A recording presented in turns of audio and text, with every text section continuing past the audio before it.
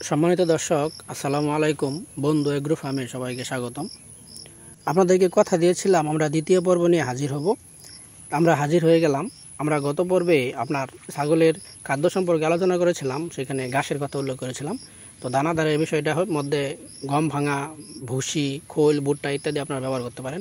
তবে একটা বিষয় সম্পূর্ণরূপে নিশ্চিত করতে হবে, সেটা হলো পরিষ্কার পানি সবসময় ছাগলকে খেতে দিতে হবে। দিনে অন্তত 2 থেকে 3 বার ছাগলকে পরিষ্কার পানি খেতে দিবেন। আচ্ছা, এখন আমরা গুরুত্বপূর্ণ একটা পয়েন্টে নিয়ে আলোচনা করবো, সেটা হলো প্রজনন ব্যবস্থা।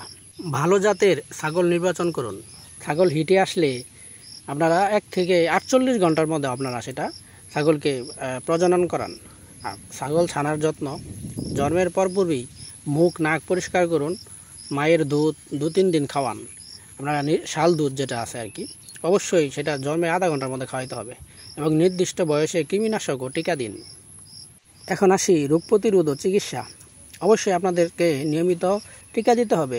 এতে করে খামারিরা নিজেদের কাজটা নিজেরাই সহজ করে ফেলবে, কেননা টিকা দিলে আপনার অনেক ধরনের সমস্যা থেকে বাঁচা যায়, যেমন পিপিআর, গোট পক্স, এগুলা টিকা আপনারা দিয়ে নেবেন। এবং সাপ্তাহিকভাবে কৃমিনাশক দিন। অসুস্থ ছাগল অবশ্যই আলাদা করে চিকিৎসা করুন। কৃমিনাশক করার ক্ষেত্রে একটা বিষয় মনে রাখবেন, যদি ছাগলের ওজন 10 কেজির কম হয় তাহলে কিন্তু আপনাকে ওই ট্যাবলেটটা আপনার অর্ধেক খাওয়াইতে হয়, আর 10 কেজির উপর হলে আপনি পুরো ট্যাবলেটে খাওয়াইতে পারবেন। এবং সেটা প্রতি মাসে যদি কৃমিনাশকটা খাওয়াইতে পারেন তাহলে ভালো হয়। তো ধন্যবাদ এতক্ষণ পর্যন্ত যারা ধৈর্য সহকারে ভিডিওটি দেখলেন।